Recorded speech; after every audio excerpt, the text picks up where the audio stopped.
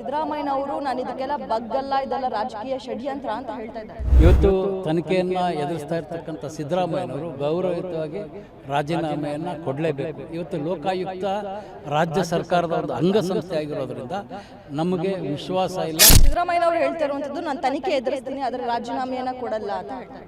ಯಾವತ್ತೂ ಕೂಡ ಅಗೌರವದಿಂದ ಮುಖ್ಯಮಂತ್ರಿ ಸ್ಥಾನದಲ್ಲಿರ್ತಕ್ಕಂಥವ್ರನ್ನ ಇದುವರೆಗೂ ನೋಡಿಲ್ಲ. ಹಾಗಾಗಿ ಆ ಕಪ್ಪು ಚುಕ್ಕೆ ಸಿದ್ದರಾಮಯ್ಯನವರಿಗೆ ಬರೋದು ಬೇಡ ಅಂತಕ್ಕಂಥದ್ದು ನಮ್ಮ ಉದ್ದೇಶ. ಸಿದ್ದರಾಮಯ್ಯನವರು ಕೂಡ ಗೌರವಯುತವಾಗಿ ರಾಜೀನಾಮೆ ಕೊಡ್ತಾರೆ ಅಂತಕ್ಕಂಥ ವಿಶ್ವಾಸ ನಮಗಿದೆ. ಸಿದ್ದರಾಮಯ್ಯನವರ ರಾಜೀನಾಮೆಗೆ ಆಗ್ರಹಿಸಿ ಬಿಜೆಪಿ ನಾಯಕರು ಪ್ರತಿಭಟನೆಯನ್ನ ಮಾಡ್ತಾ ಇದ್ದಾರೆ. ಈಗ ನಮ್ಮ ಜೊತೆ BP ಹರೀಶ್ ಅವರು ಇದ್ದಾರೆ, ಬನ್ನಿ ಮಾತಾಡ್ಸೋಣ. ಸರ್, ಸಿದ್ದರಾಮಯ್ಯನವರ ರಾಜೀನಾಮೆಗೆ ಆಗ್ರಹಿಸಿ ಪ್ರತಿಭಟನೆ ಮಾಡ್ತಾ ಇದ್ದೀರಾ, ಆದರೆ ಸಿದ್ದರಾಮಯ್ಯನವರು ನಾನು ಇದಕ್ಕೆಲ್ಲ ಬಗ್ಗಲ್ಲ, ಇದೆಲ್ಲ ರಾಜಕೀಯ ಷಡ್ಯಂತ್ರ ಅಂತ ಹೇಳ್ತಾ ಇದ್ದಾರೆ. ನೋಡಿ, ಕರ್ನಾಟಕದ ರಾಜಕೀಯ ಬಹಳಷ್ಟು ವರ್ಷಗಳಿಂದ ಗೌರವಯುತವಾಗಿದೆ. ಇವತ್ತು ತನಿಖೆಯನ್ನು ಎದುರಿಸ್ತಾ ಇರ್ತಕ್ಕಂಥ ಸಿದ್ದರಾಮಯ್ಯನವರು ಗೌರವಯುತವಾಗಿ ರಾಜೀನಾಮೆಯನ್ನು ಕೊಡಲೇಬೇಕು. ಇವತ್ತು ಲೋಕಾಯುಕ್ತ ರಾಜ್ಯ ಸರ್ಕಾರದ ಒಂದು ಅಂಗಸಂಸ್ಥೆ ಆಗಿರೋದ್ರಿಂದ ನಮಗೆ ವಿಶ್ವಾಸ ಇಲ್ಲ.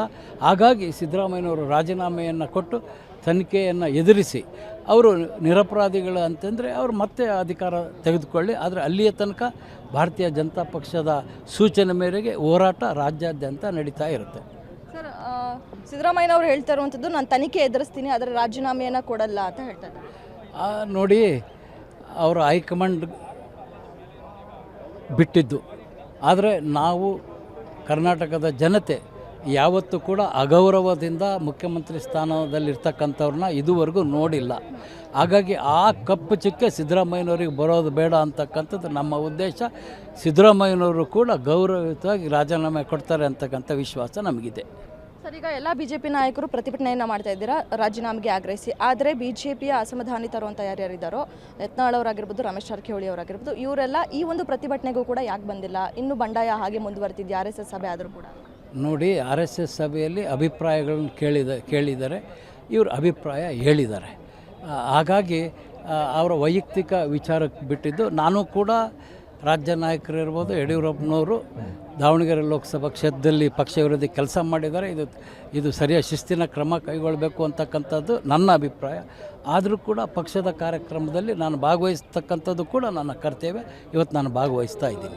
ಸರ್, ಮೊನ್ನೆ ಅಷ್ಟೇ ಬಿಜೆಪಿಯ ಕೆಲ ನಾಯಕರು ಉಚ್ಚಾಟಿತರಾದಂತಹ ಈಶ್ವರಪ್ಪ ಅವರು ಮನೇಲಿ ಸೇರಿದರು. ನೋಡಿ, ಈಶ್ವರಪ್ಪನವರ ಮನೆಗೆ ಹೋಗಿರೋದ್ರ ಬಗ್ಗೆ ಯಾರು ಅನ್ಯತಾ ಭಾವಿಸ್ತಕ್ಕಂಥದ್ದಿಲ್ಲ. ಈಶ್ವರಪ್ಪನವರು ಹಳೆಯ ನಮ್ಮ ಪಕ್ಷದ ಮುಖಂಡರಾದ ಕಾರಣ ರಾಜುಗೌಡರು ಹೋಗಿದ್ದಾರೆ. ರಾಜುಗೌಡರು ಹೋಗಿರೋದ್ರಿಂದ ಅವ್ರ ಜೊತೆ ನಮ್ಮ ರಮೇಶ್ ಜಾರಕಿಹೊಳಿ ಅವರು ಕೂಡ ರಾಜುಗೌಡರನ್ನ ಭೇಟಿ ಮಾಡಲಿಕ್ಕೆ ಹೋಗಿದ್ದಾರೆ. ಇದರಲ್ಲಿ ಯಾವುದೇ ವಿಶೇಷ ರಾಜಕೀಯದ ಭೇಟಿ ಅಲ್ಲ ಅದು. ಸರ್, ಈಗ ರಾಜ್ಯಾಧ್ಯಕ್ಷ ಬದಲಾವಣೆ ಆಗುವಂತಹ ಸಾಧ್ಯತೆಗಳಿದೆಯಾ ಇರುವಂಥದ್ದು? ನೋಡಿ, ನಾವು ಏನು ನಡೀತಾ ಇದೆ, ನಮ್ಮ ಕ್ಷೇತ್ರದಲ್ಲಿ ಏನು ಅನ್ಯಾಯ ಆಗಿದೆ ಅದನ್ನು ಹೇಳ್ತಕ್ಕಂಥ ಕೆಲಸ ಮಾಡ್ತೀವಿ. ಬದಲಾವಣೆ ಮಾಡ್ತಕ್ಕಂಥದ್ದು, ಅವ್ರನ್ನ ಇಟ್ಕೊಂಡು ಮುಂದುವರಿಸ್ತಕ್ಕಂಥದ್ದು ನಮ್ಮದಂತೂ ಒತ್ತಡ ಇದೆ. ನಮ್ಮದು ರಾಷ್ಟ್ರೀಯ ನಾಯಕರುಗಳ ಮೇಲೆ ವಿಚಾರವನ್ನು ಕೂಡ ಪದೇ ಪದೇ ಮಾಧ್ಯಮದ ಮೂಲಕ ತಿಳಿಸ್ತಾ ಇದ್ದೀವಿ, ಮತ್ತು ಹಿರಿಯ ನಾಯಕರ ಮೂಲಕನೂ ಕೂಡ ತಿಳಿಸ್ತಾ ಇದ್ದೀವಿ. ಇದಿಷ್ಟು ಶಾಸಕ BP ಹರೀಶ್ ಅವರ ಮಾತು. ಕ್ಯಾಮ್ರಾ ಪರ್ಸನ್ ರಾಜೇಶ್ ಜೊತೆ ಕವನ Shivanna, guarantee news, Bengaluru. Guarantee news, ಸುದ್ದಿ ಖಚಿತ, ನ್ಯಾಯ ನಿಶ್ಚಿತ.